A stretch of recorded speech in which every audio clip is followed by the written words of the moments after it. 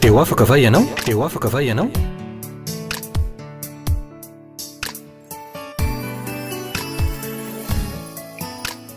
Fandarany iarana fiangonana RHEFI Androndrakely. Iny ary tompoko a manatitra ny arahaba mba ampirarintsoa atsika rehetrarehetra izay manaraka ity fandarana ity amin'izao maraina izao. Mirary ihany koa ny fitahin'Andriamanitra ho amintsika tsakanavaka ny tenako ankehitriny. Eny, na aiza toerana hanaranao izao fandarana izao dia mirary anao ako anaraka hatramin'ny farany indray ny afatra sy ny fampianarana izay hoentina eto androany. Isaorantsika lehibe ihany koa Andriamanitra izay mbola nampiaonantsika amin'ny alalan'ity fandarana ity. Ary mino sika fa matombola nampiaonan'Andriamanitra tahaka izao dia fitahin'Andriamanitra sy fahasoavana lehibe nomeny antsika manokana izany. De mirary anao ako mba tena andray fitahin'Andriamanitra goavana, andray ny fahasoavana lehibe mihitsy ao anatin'ny fotoana izay rahantsika manaraka ankehitriny. Miloha zany rehetrarehetra izany anefa dia vavaka isika hametraka ny fotoanantsika eo am-pelatanan'Andriamanitra mba izy tokoa anie no hitarika hiasa ao anatin'ny fotsika sy ny fanahintsika ary ao anatin'ny fotoana izay rahantsika manatanteraka amin'izao fotoana izao de mba ny fanahy masina tokoa no hiasa ao anatintsika rehetra ka hivavaka antsika tompoko.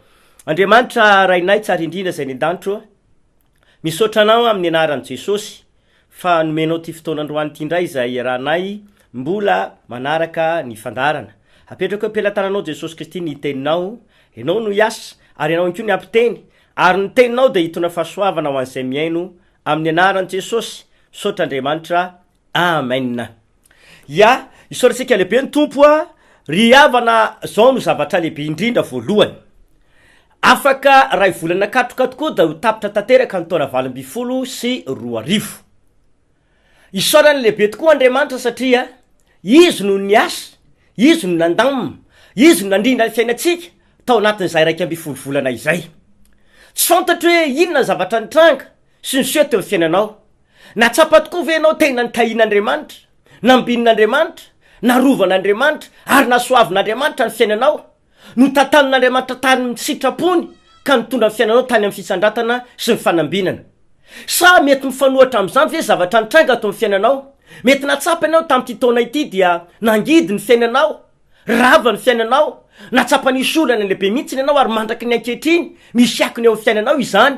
Mety natsapa ihany koa ianao tamin'ity taona ity nisy faravana, na nisy fampitena, na nisy fitonganana ve teo amin'ny farim-piainanao.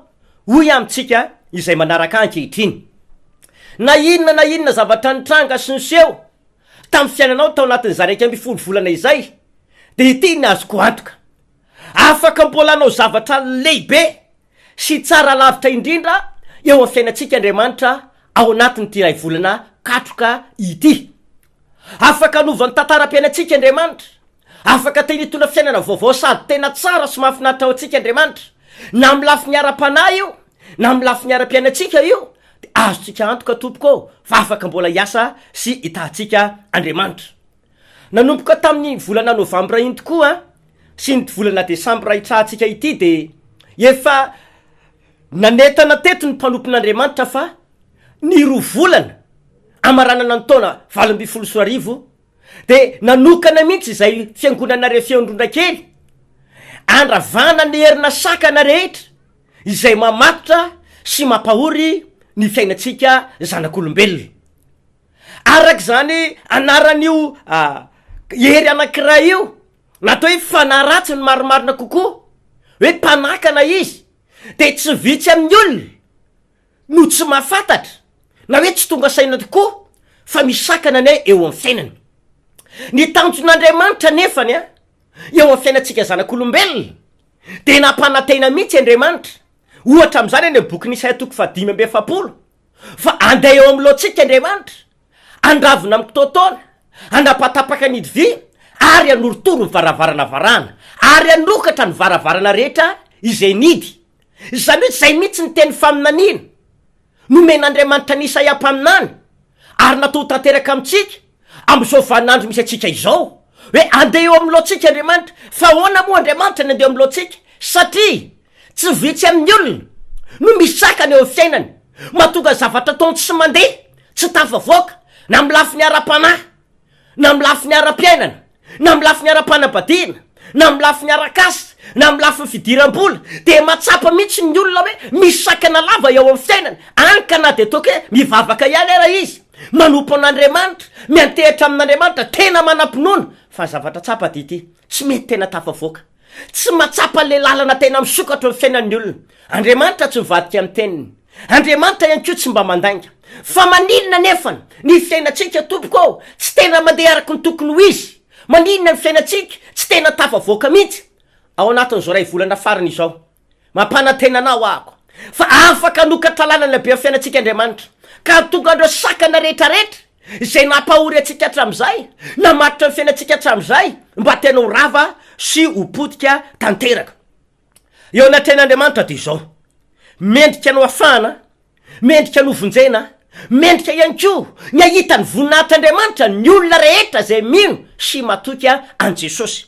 Ijery tantara anankiray itsika manamarina an'izany hoe rehefa eo Jesosy, rehefa miaraka amintsika izy, de voambarany Baiboly fa rehefa mino isika de natao ahita ny voninahitr'Andriamanitra, ka na de zavatra ohatrany efa maty aza, ohatrany efa tsy nandeha intsony aza, ohatrany tsy azo atenaina intsony raha maha-olombelona, raha mino an Jesosy ianao, matoky ny heriny tanteraka, de Jesosy mihitsy ny teny manao hoe raha mino ianao de ho hitanao ny voninahitr'Andriamanitra.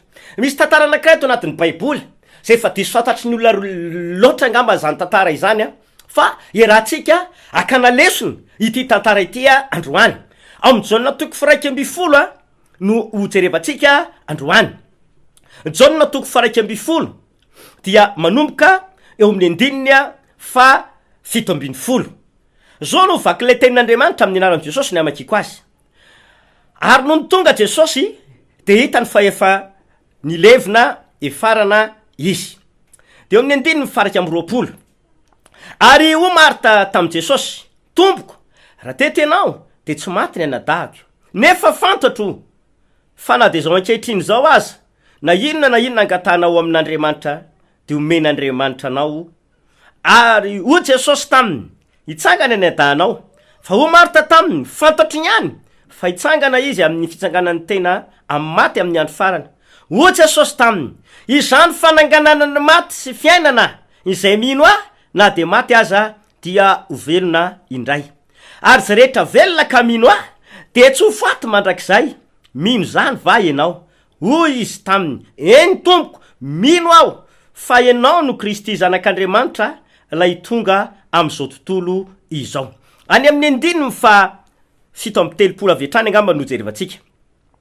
Fa ho ny sasany moa tsy hain'le ty izay nampahiratra ny mason'ilay jamba va ny manao izay tsy ho nafaty andra lehilahy ity, de votindray ny fanahin Jesosy, ka ny akeo amin'ny fasana izy, ary zo izany sady nisy vato narindrina teo.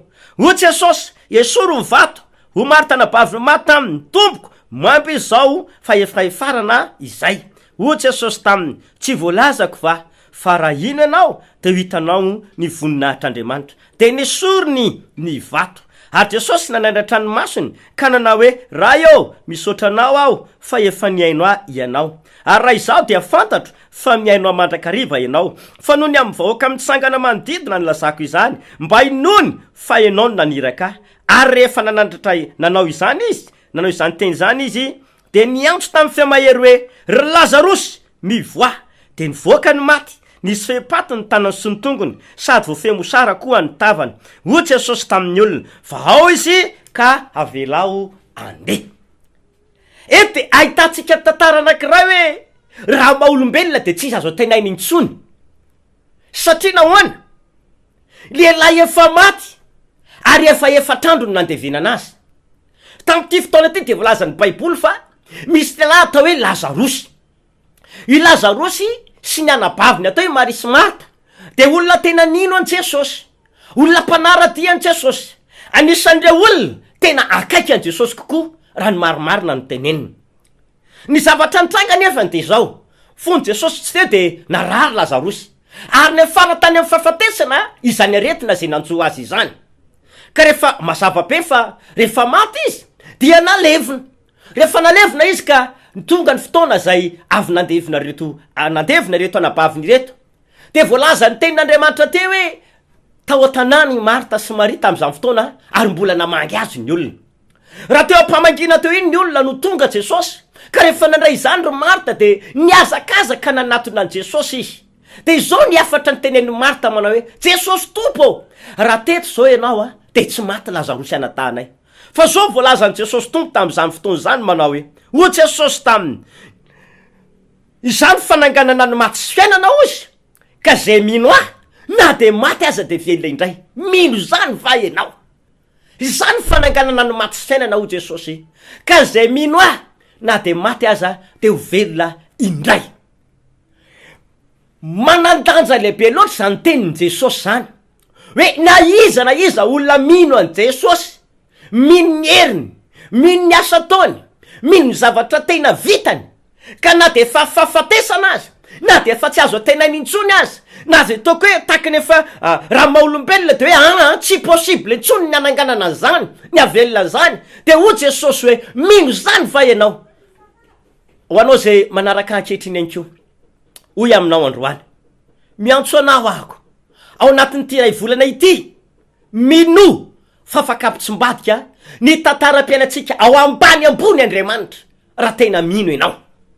Miantso anao any ko ao atoky ary tena hoe anaraka ny fotoam-bavaka zay ataonay fiangonana RHEFI mandritry ty volana Desambra ity fa isy zavatra lehibe tsy takatry ny saina ho ataon'Andriamanitra amin'ny fiainanao satria zay de efa nanokana mihitsy hoe ao anatin'ny ity volana ity sy ny volana Novambra lasa teo de vonona izahay andravandreo herina sakana rehetrarehetra zay mamatotra ny fiainanao, mahatonga ny fiainanao tsy mandeha mihitsy, mahatonga ny fiainanao ohatrany hoe miodikodina ao anatina fampitehina sy faravana, mahatonga ny fiainanao ohatrany tsy mahita masoandro miratra mihitsy de o zay hoe anampy anao izahay andravany herina sakana zay mahatonga anao tsy tafavoaka, mahatonga anao tsy tafita, mahatonga ny fiainanao tsy mety ambininy de mbola vonona izay anampy anao ao anatin'izany.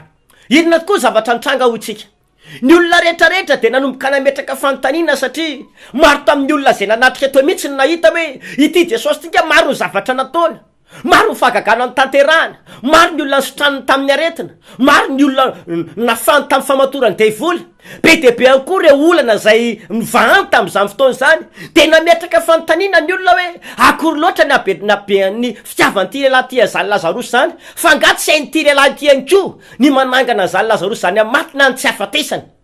De nefa nakeny amin'ny fasana Jesosy ny zavatra nitranga de ity voalohany teny an Jesosy de hoe esory aloha ny vato.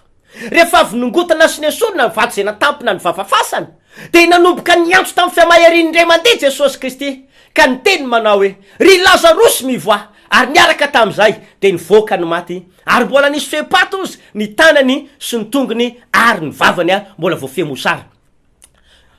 Iditra lanin-dalina ao anatin'ny fanazavana ny zavatra nitranga teto ahako.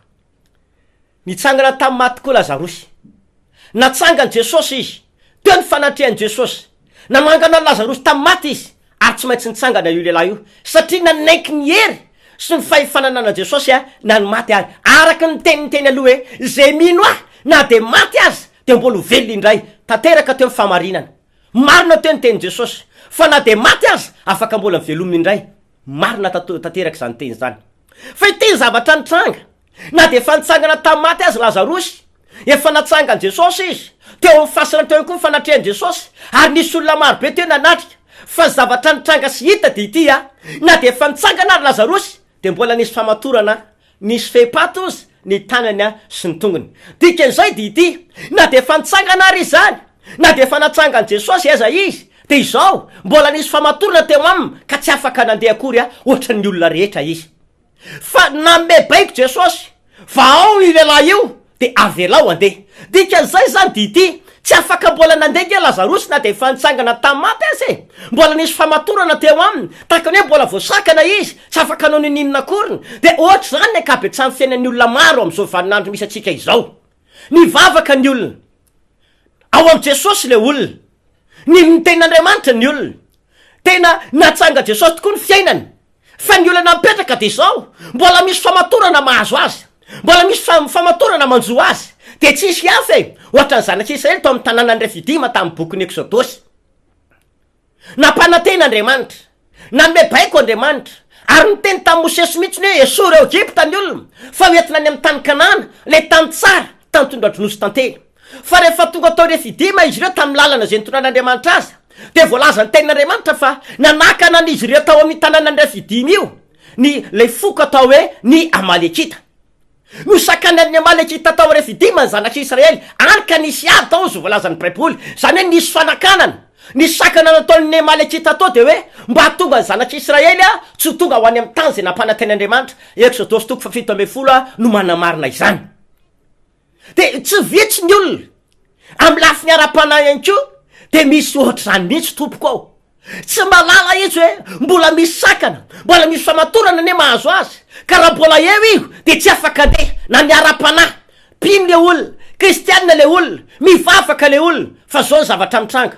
Ohatra hoe misy taona tena mba mandeha ihany ny ara-panahy, mandroso ny ara-panahy, fa vetivety eo de misy sakana indray, ohatra ny mangatsika, ohatra ny milatsaka indray, misatra ny ara-panahy, tsy mandeha araka ny tokony ho izy. Mazava be nefany, fa raha ohatra zany foana ny toe-panahin'ny olona, ahoana moa zany ny azo atenaina, azahoana antoka fa ho any amin'ny fiainana mandrakizay, mba handova lanitra zany olona zany. Ny olona tena matanjaka ara-panahy, zay maresy ianakeo zo voalaza ny tenin'ny Apokalipsy, no afaka handova le Jerusalema vaovao e. Fa ny osa, ny tsy mino, tsy afaka handova fiainana mandrakizay. Zany hoe ny olona marefo ara-panahy, ny olona osa ara-panahy, tsy afaka handova lanitra, tsy afaka handova fiainana mandrakizay. Ka raha vao amin'ny lafiny ara-panahy ny voasakana, amin'ny lafiny ara-panahy tsy mandeha tsara, amin'ny lafiny ara-panahy koa tsy tena tafavoaka, atao ahoana tompoko ny nona fa ho tafavoaka koa fiainan'le olona amin'ny lafiny ara-piainana.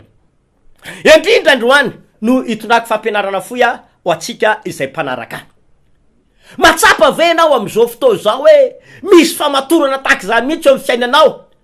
Ny tokantranonareo vady mikorotana foana, metimbetiky nareo mba miavana sy mifankaty ary milamina, ohatra hoe tena tokantrano sambatra amin'ny fiainanao, fa vetivety eo de mikorotana, tsy miray saina, miady lava, mety efa ho anao zay manaraka ankehitriny, mety efa tsy miray fandrina ntsony ianareo mivady, efa tsy miray hevitra intsony angambany, nefa ny mba olona manompon'Andriamanitra ihany, na mety efa ny sara toerana mihitsy, efa tsy miray tsano intsony, nefa ianao de mbola manantena hoe mba hiverina milony ny tokantrano. Androany de samy laza aminao fa mbola afaka vonjen'Andriamanitra ny tokantranonao, satria io Jesosy raha mino anao de ho hitanao voninahitr'Andriamanitra. Fa zay mino an Jesosy na de maty aza mbola afaka ho velomina indray. Mety efa rava tokoa ny tokantranonao, mety efa rava tokoa ny asanao, mety efa rava koa ny fidiram-bolanao, mety efa potika ny fiainanao tao anatin'ny 1 volana, fa mbola mino aho, mbola afaka manangana izany indray fiainanao ho tsara lavitr'Andriamanitra amin'ny 2 volana sisa ity. Ka inona ary ny tokony ataontsika? Satria mandeha ny fotoanantsika. Ny tokony ataontsika voalohany de araka ny teny Jesosy aloha hoe tsy maintsy mino azy isika. Be de be ny olona mahafantatra an Jesosy tokoa, mahafantatra ny tantaran Jesosy, fa ny olona mipetraka de zao, vitsy ny olona ny tena manana an Jesosy sy mino azy. Tsy mbola misy Jesosy manapaka ao anatin'le olona, tsy mbola mitoetra sy makatoerana anatin'ny fon'ny olona Jesosy Kristy. Ary zany mahatonga ny fiainan'le olona mbola tsy tena tafatsangana, ary mahatonga ny fiainan'le olona mbola misy famatorana. Ka amin'ity lafiny voalohany ity zany de miantso atsika amin'ny anaran'i Jesosy ako. Raiso izy, ekeo mihitsy ny tompo sy mpamonjy ny fiainanao, mba hatonga anao tena hoe anisan'ny olona ao amin'ny ankonan'Andriamanitra, mba hafan'Andriamanitra mitsatsehatra sy mamonjy ny fiainanao. Zavatra misy mantsy am'izao andro misy atsika zao, de zao zavatra tikaritra matetika. Ohatrany hoe lasa voasakanao anatin'ny anaram-piangonana ny olona, ka lasa anaram-piangonana no inon'ny olona sy anteherana, ary ny anaram-piangonana no jerevany voalohany sy ndraindray zay no antaniny. Kanefa ny zavatra mitranga de zo aminao, raha tsy ao Jesosy, raha tsy mitoetra ao anatinao izy, na de amin'ny fiangonana misy herin'Andriamanitra, ao amin'ny fiangonana misy tanan'Andriamanitra, ao amin'ny fiangonana mitondra famonjena ho anao ary ianao, kanefa ny Jesosy tsy ao anatinao, tsy mbola niraisinao na tsy ninonao mihitsy, de tsy afaka amin'inonao amin'ny fiainanao Andriamanitra. Ka hoy amintsika zany, miantso atsika ako, ekeo raiso hitsantsehatra ao anatinao aloha Jesosy. Faharoa manarakaraka izay de ity ihany koa zavatra hitomako anao. Ao anatin'ity ray volana ity ray volana sisy de ho tapitra ny taona 2024 araka ny teny aloha. Izay fiangonana RHEFI Androndrakely de anokana fotoana na Alahady io. Misy fidirana inefatra, ny Talata sy Alakamisy, ny andavanandro. De izy vavaka fanafahana lehibe, atokanay manokana mihitsy, anapatapahana ny famatorana rehetra zay manjo anao, satria zao noteny Jesosy vao izy de avelao andeha, zany hoe ovahanay daholo amin'ny anara-maherin'i Jesosy zay karazana famatorana nanagejany fiainanao ka natokanao tsy afaka nandeha hatramin'izay tao amin'ny lafin'ny fiainana rehetra. Ovanay amin'ny anaran'i Jesosy ay mino izahay fa Jesosy tompo de momba anay tanteraka ary miaso amin'ny fiangonana izay misy anay, ka miantso atsika tongava manatrika ny fotoam-bavaka zay ataonay, na ny Talata io na ny Alakamisy samy amin'ny ray ora sasany tolakandro. Miantso anao zay amin'ny anaran'i Jesosy, tongava fa vonina izay anampy anao afana manafaka tanteraka anao, satria rehefa nitsangana tamin'ny maty Jesosy tsy Lazarosy azafady, rehefa avy nanangana anazy Jesosy de zao ny baiko nytenen'i Jesosy tompo, efa nitsangana io Lazarosy, efa io miona aminareo izy io tsy ao am-pasiny intsony efa mitsangana miaraka amintsika eto, nefa nisy mbola tsy afaka mandeha. Tsy Jesosy tompoko nandena manifatorana teo aminy fa nomeny baiko reo olona teo hoe vao Lazarosy de avy alao andeha. Hoy amintsika efa nomeny Jesosy ny fahefana rehetra, efa napita Jesosy atsika ny fahefana rehetra, efa nomeny anasy anao zany ny baikony isika andiana ozy mandeha manosika ny asana devoly, mandroaka ny asana devoly, fa indro efa nomeko anareo ny fahefana. Lika toko 10 mampianatra zany, indro nomeko anareo ny fahefana anitsaka ny mainka sy mena rana ary andresiny heretrandra ny fahavalo. Izay baiko nomeny Jesosy, fahefana nomeny Jesosy atsika izay de entina ampiasaina amahana ny famatorana rehetrarehetra zay misy eo amin'ny fiainatsika. Ka izay indrindra no antony tonga namiteny aminao hoe tongava. Talata amin'ny ray ora sasany, Alakamisy amin'ny ray ora sasany, Alahady maraina manomboka amin'ny 7, amin'ny 7, amin'ny 12 ora ary ny tolakandro manomboka amin'ny ray ora sasany ao anatin'ity volana Desambra ity ray manontolo. De vonina izahay anampy anao tanteraka mihitsy, anapatapaka ny famatorana zay misy eo amin'ny fiainanao. Trosa, tsy fanananasa, tokatrano korotana, tsy fazahoana tokatrano milamina, na eo amin'ny lafiny ara-pananao mihitsy misy famatorana, anampy anao zahay. Sa ianao ve le kristianina tsy mety maresy fahotana mihitsy, fa misy fahotana mamatotra anao, misy fahazarana tsy mety resinao mihitsy, nefa ianao mba mangetaeta teo afaka amin'ny anaran'i Jesosy. Amany fatorana misy eo amin'ny fiainanao zahay, eo amin'ny fiainanao zahay, ka tonga anao afaka tanteraka ka andeha fiainanao. Tongava ao anatin'ireo fotoam-bavaka ataonay ireo. Fatelo, tsy maintsy averiko tsara, tsy maintsy tapahana sy foanana tanteraka reo herina sakana sy fatorana zay manjo anao. Tsy maintsy ho iaho tapahana sy vahana tanteraka mihitsy reo famatorana izay nahazo anao tam'izany fotoana izany. Itsoro vavolombelona kely amintsika ane aho voaingana nisy renim-pianakaviana anankiray kristianina izy io, tsy mampaninana mihitsy mitantaran'izany. Efa mpamanana an Jesosy, manana raiky tsasaro amin'ny fiangonana sa misy azy, ary ny fiangonana misy azy tena hitako hoe fiangonan'Andriamanitra velona, mitory famarinana, mitory ny olona ho amin'ny fiainana mandrakizay, mitarika ny olona ho amin'ny Jesosy, ino sakatoy ny tenin'Andriamanitra, ary tena hoe miorona amin'ny tenin'Andriamanitra tanteraka mihitsy. Nefa ny zavatra mitranga sy misy de ity, izy mivady de mampalahelo satria nahoana mikorotana ny tokatrano, tsy milamina ny tokatrano, tena ohatrany hoe tsy mba misy filaminana mihitsy amin'ny tokatrano izy mivady, fa de tokatrano mikorotana tanteraka tsy mba vavolombelona. Ary tsy hitany olona any avelany zany, fa izy roa miaino anatin'le tokatrano de samy leo, ary tena samy lobava mihitsy hoe leo ny amin'ny fiainantsika mivady ato ary efa nanapa-kevitra mihitsy ny ary hoe efa hoe andeha hisaraka mihitsy. Fa rehefa nandre ny toro-teny nataonay tahaka izao izy, ary teo izy ndresy lahatra hoe misy fatorana tsy maintsy vahana sy tapahana tokoa ato amin'ny tokatranontsika, ratsy zany tsika de tsy lamina. Fa isaorana lehibe ny tompo Andriamanitra, nanatona anay tokoa izy ary ny vavahana, no vahana le famatorany devoly zay mitona fikorotanam-panambadiana, manakana fifanaisana izy mivady mba tena hoe hifankaty sy havana.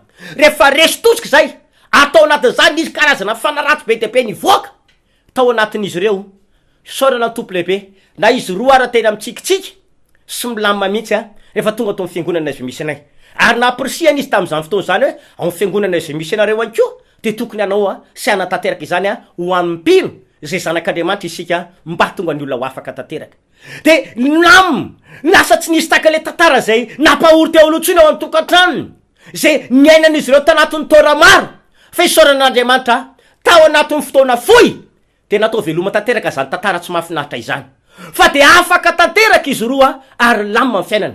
De ny mampahery aty izao ny jorovavolombelona taniko mihitsy izy reo tam'izany fotoana hoe nany eo amin'ny lafiny fahombiazana teo amin'ny asa fanompona raha pastera ozy de tena nisongadina ary nitoby be mivokatra ao am-piangonana natsapa tena tahin'Andriamanitra ny olona ampinin'Andriamanitra ny fiainan'ny olona ary ny lafiny ny kabetsahan'ny olona tonga am-piangonana azy de lasa fian'olona vaovao tonga am-piangonana ary mandray fitahin'Andriamanitra lehibe mihitsy. De zao no teneniko tam'izy mivady matoa ny ao a Jesosy Kristy namme baiko hoe vao Lazarosy de avy alao andeha de zao ny fanontena apetrako tam'zareo raha tsy mivahana ary Lazarosy fefa natsangana tamy maty afaka nandeha ve ho a izy tsy nandeha mihitsy mazava be satria Jesosy tompony teny vao izy aloha rehefa tsy vahana mazava be fa tsy ho tapaka ny fatorana.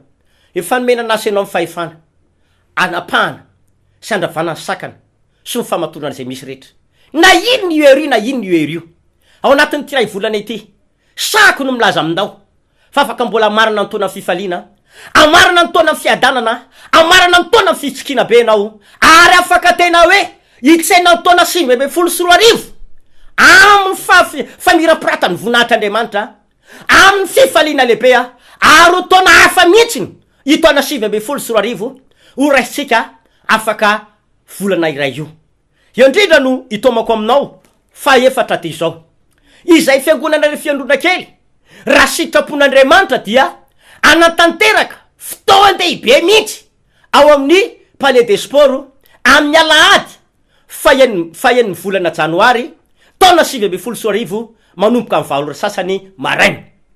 Io fotoana io dia natokana mihitsy hoe anonona ny lehilahin'Andriamanitra ny mpanompon'Andriamanitra ray aman-dreny avao amin'ny fiangonana RHEFI Androndrakely hitondra ny trojano lehibe ho atsika izy am'izany fotoana izany anasana atsika rehetra na izy ianao mety any ampitan-dranomasina ianao mety any amin'ny faritany ianao manodidina an'Antananarivo ianao manasanao zay na iza ianao tongavo fa nitsodrano lehibe zay hoentin'ny mpanompon'Andriamanitra ho avototry lehilahin'Andriamanitra vaombavana zay napetrak'Andriamanitra tao aminy ho tonononao amitsika de mino izay fa rehefa rava ny sakana am'ty volana desambra ity de tena matoky zato isan-jato izay fandray ny vokatra sy ny fatanteran'izany tsodrano zany ianao amin'io Alahady fahen'ny volana janoary taona 2024 io manetana anao zahay maro manasanao mihitsy na iza ianao na aiza toerana misy anao tongava tompoko araroty fotoana io fa afa mihitsy ny taona anankiray hoe zay natomboka sy ny satarina tao anatina tsodranona lehilahin'Andriamanitra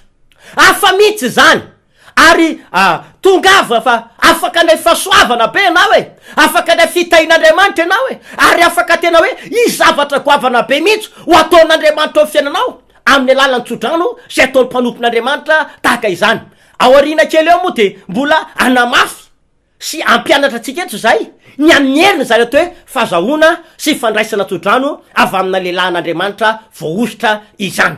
Fa de zao de fa amboary fandaram-potoananao alaminy tsara asaio avokoa na namana ny ankonana ny mpiaramonina asaio tongava fa tena mino izay fa afa mihitsy fotoana io averiko tsara Alahady fahen'ny volana janoary taona 2024 ao amin'ny palais des sports Mahamasina amin'ny valo sasany maraina ny fotoana ny manomboka mandra-parivan'ny andro tongava ianao ny maraina moa zany mavavabeno andraisana izay tsodrano izay ka de tongava tompoko na aiza misy atsika ka voninahitra ny eo an'Andriamanitra ny laharataribia afana ifandray aminao moa de fa io amin'ny fahita lavitra io ny fotoana kosa zay anaovana fotoam-bavaka amin'ny ty Alahady ity zao de misy fotoana miavaka mihitsy ao fiangonana RHEFI Androndrakely zay anasako anao manokana niza ianao nandray fahasoavana tamin'ny alalan'ny toroteny zay nataonay tamin'ny fahita lavitra toy izao nandray fahasoavana tamin'ny alalan'ny vavaka anao taonay nandray fahasoavana ihany koa tamin'ny alalan'ny hoe antso atariby naniona taminay manokana de mba manasanao zay am'ty Alahady ity tongavo fa izy taona miavaka mihitsy hosorana an'Andriamanitra lehibe no soa sy ny fahasoavana nataony tamitsika ka de zay tompoko fa ivavaka isika am'izao fotoa zao raha afaka mandoalika anao de mandoly fa ivavaka ao anao raha marary anao na manana olana de mino fa hamonjy anao Andriamanitra androany.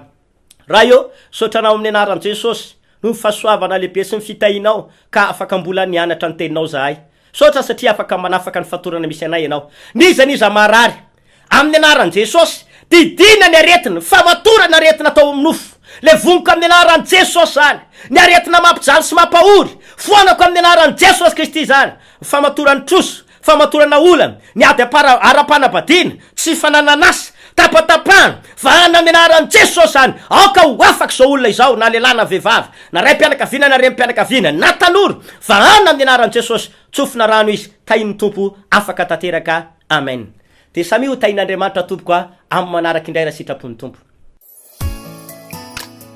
Teo afaka va ianao? Teo afaka va ianao?